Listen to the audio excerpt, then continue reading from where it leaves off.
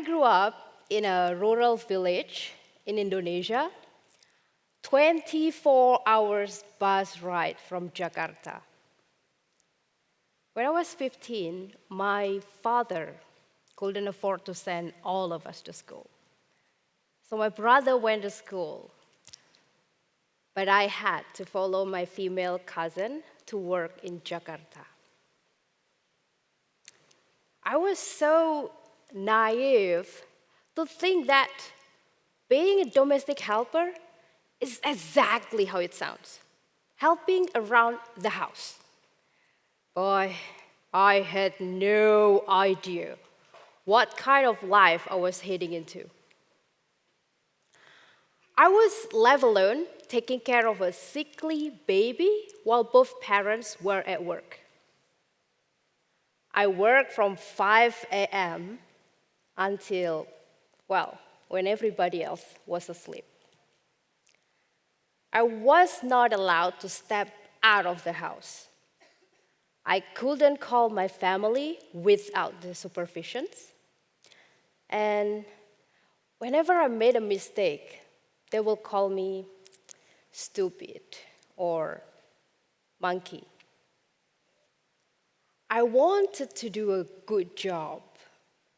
The problem was I never had a degree or internship on how to take care of a sickly baby.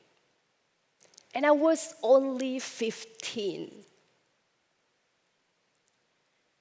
Some of you here have teenagers at home.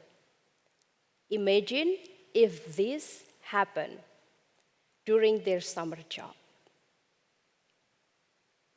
How will that make you feel? Being a domestic helper is not my career choice, but it has been 20 years of my life.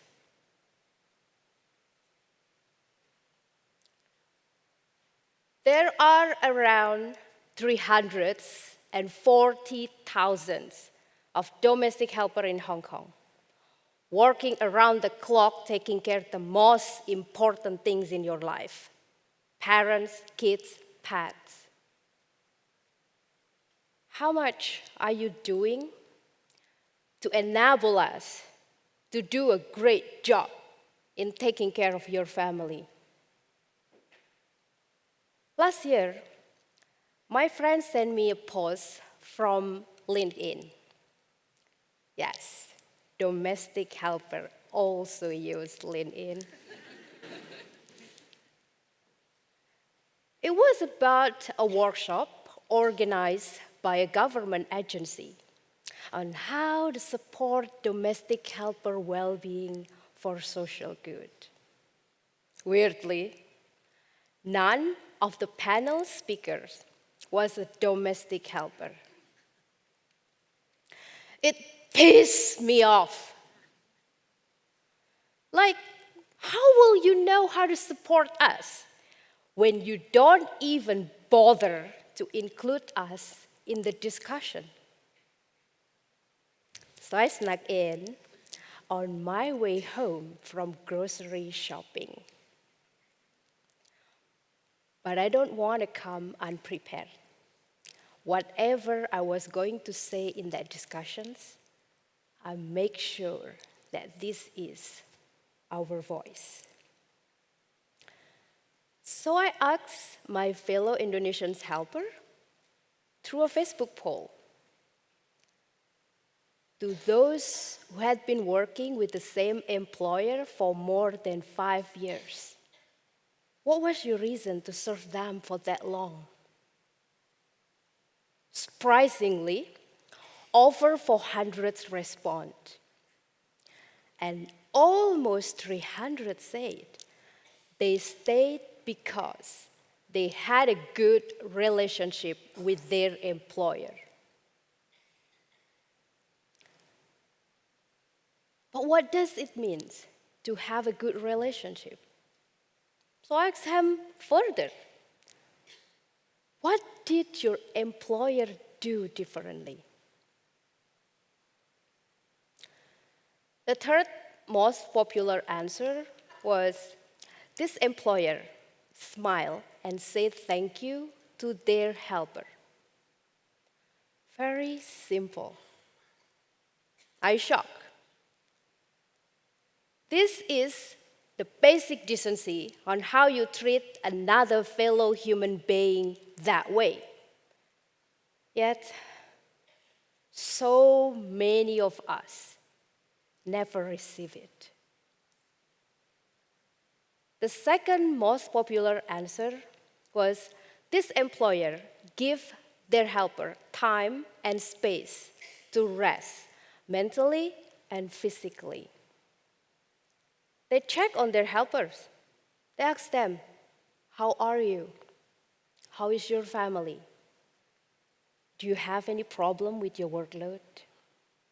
Now, can you guess what was on the first spot? What is the number one answer to what makes a great relationship with one employer? Is it bonuses, long service, longer time to visit their family? Drum roll. It's communications. Yes, just like any other relationship. Typically, this employer, they don't yell. And instead of nagging, they give their helper constructive feedback. They choose discussions over an argument.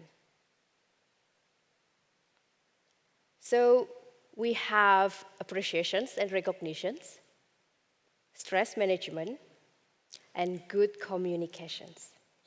Does this sound familiar? Who wouldn't want that from their boss or their company? You probably want it to. At the end of the day, we just wanted to be treated with respect and to be seen. Even a little gesture has a huge impact on our well-being. A recent study by Chinese university found over 30% of domestic helpers suffer from depressions. And there is direct link between employment conditions and their mental well-being.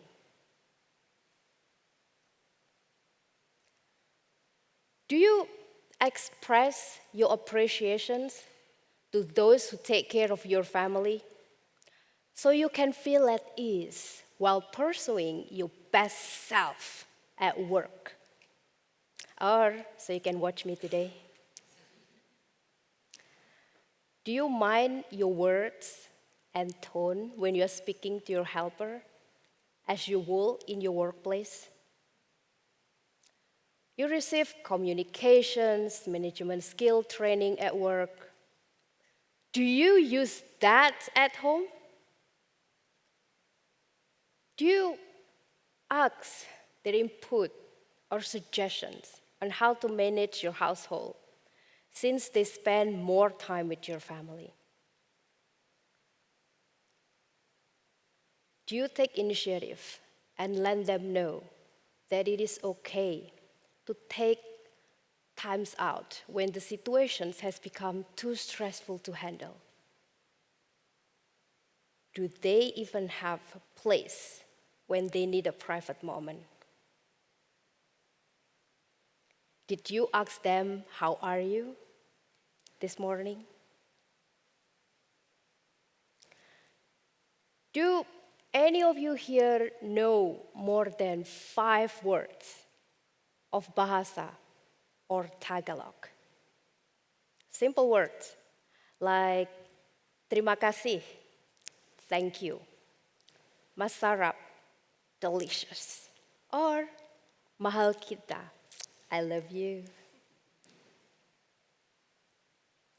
If you're already doing this, great, continue. If you are not doing this,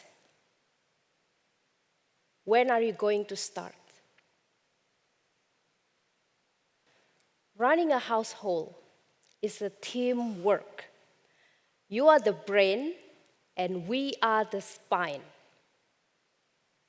So if one of us is unwell, we put the body at risk. Our well-being is your family well-being. So, are we going to take care of us? Terima kasih.